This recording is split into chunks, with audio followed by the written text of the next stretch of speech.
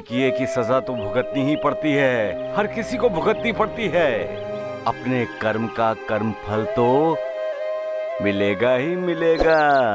जैसा करोगे वैसा ही भरोगे। दूसरों के लिए गड्ढा खोदोगे तो खुद गड्ढे में गिरोगे। किसी के बारे में बुरा सोचोगे तो तुम्हारा भी बुरा होगा। भूखे की भूख प्यास मिटाओगे तो मालिक तुम्हें दुआ देगा। कितना आसान कानून है। एक बच्चा भी समझ सकता है। और ये इंसान, मालिक ने ही तो ये चराचर दुनिया व्याप्त की है। वो हर तरफ है, हर जगह है। उसके अस्तित्व का साक्षात्कार तो हर वक्त हर पल होता रहता है।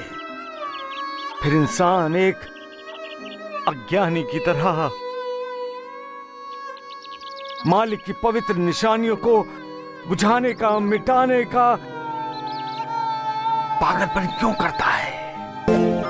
हम जैसा करते हैं वैसा ही भरते हैं। इसीलिए तो कहते हैं जैसी करनी वैसी भरनी। जो बीज बोएंगे उसी की फसल होगी और वही काटेंगे, वही खाएंगे। प्यार करो प्यार मिलेगा, आदर करोगे आदर मिलेगा, और अपमान करोगे तो मान कैसे मिलेगा? कभी नहीं मिलेगा। अपमान करोगे तो अपमान ही मिलेगा। धोखा करोगे किसी के साथ तो तुम्हें भी धोखा ही मिलेगा। वो मालिक सब बराबर करता है।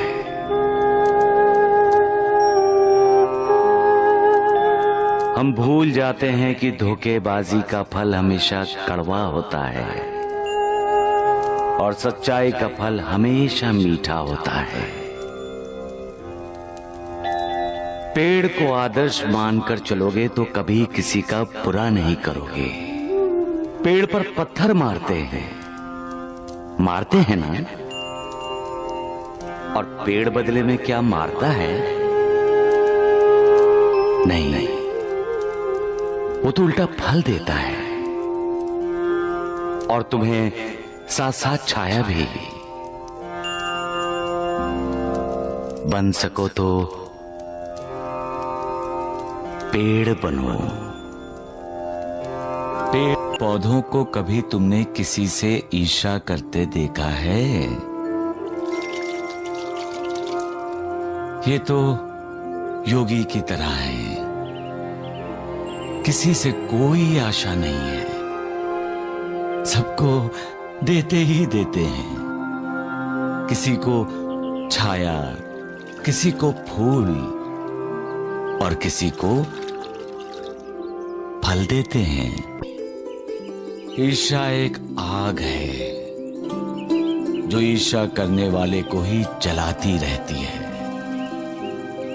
जो दूसरों का यशगान या उन्नति देखकर जलते रहते हैं, वो ये भूल जाते हैं कि मालिक ने ये दुनिया किसी एक के लिए नहीं बनाई है।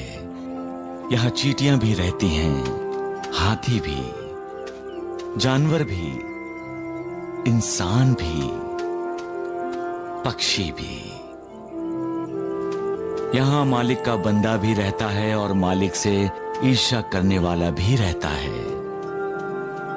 यहाँ हर किसी के लिए जगह है। फिर ईर्ष्या क्यों? जो दूसरों को दुख देकर उनकी पीड़ा में अपना सुख खोजता है, उसे कभी सुख नहीं मिलता है। मालिक ने दुनिया परिवर्तनशील बनाई है। यहां हर पल परिवर्तन होता है, हालात बदलते हैं, इंसान बदलता रहता है। बच्चे से जवान और जवान से बूढ़ा हो जाता है। सुख के बाद दुख और दुख के बाद सुख, यही तो चक्र है मालिक का। सुख के दिनों में मालिक को भूल जाते हो और दुख के दिनों में मालिक की याद आती है। अपने दुखों की पीड़ा कम करनी है तो सुख या दुख, किसी भी परिस्थिति में मालिक को कभी मत भूलो। इंसान हमेशा खुशी की, आनंद की तलाश में लगा रहता है। वो खुद भी खुश रहना चाहता है और साथ ही अपनों को भी खुशियों से माला माल करना चाहता है। दुख कोई नहीं चाहता, दुखों से रिश्ता रखना कोई पसंद नहीं करता। हर कोई आनंद से रिश्ता रखना चाहता है। आनंद से रिश्ता जोड़ने का मतलब है ईश्वर से, भगवान से, मालिक से रिश्ता जोड़ना, क्योंकि मालिक का स्वरूप ही चिदानंदमयी है और हम उस सच्चिदानंद के ही तो रिश्तेदार हैं। उस सच्चिदानंद का ही अंश जिसे हम आत्मा कहते हैं, वो हमारे शरीर में निवास करता है और हमें चैतन्यमयी बनाता है। हम सभी आनंद को चाहते हैं, आनंद की तलाश में रहते हैं, क्योंकि हमारा स्वरूप आनंद है। हम कभी भी मृत्यु नहीं चाहते, क्योंकि हम उस अनंत के रिश्तेदार हैं। इसलिए हमारा स्वरूप अमृत है, जिसने अपने तेज से संपूर्ण दुनिया रोशनी से भर डाली है। उस तेज से, उस मालिक से हम ताल्लुक रखते हैं। इसलिए हम अंधेरे से रिश्ता जोड़ना नहीं चाहते, क्योंकि हमारा स्वरूप प्रकाश है। फिर भी हम चिंताग्रस्त होते हैं। क्यों? चिंता का दूसरा नाम है प्रश्न, सवाल, पहेली। इंसान की जिंदगी इंसान के सामने कई सवाल खड़े करती है, जिसका जवाब इंसान को खुद पाना होता है। जिंदगी से उठे हुए सवालों के जवाब जब इंसान पाता है, तब उसे साक्षात्कार होता है कि उसकी जिंदगी ने प्रगति की तरफ, उन्नति की ओर एक नया कदम बढ़ाया है। ईश्वर हम सब में वास करते हैं, जिसे हम अंतरात्मा की आवाज कहते हैं, वो ईश की आवाज होती है। हमारी अंतरात्मा हमें योग्य मार्ग का हमेशा दर्शन कराती है।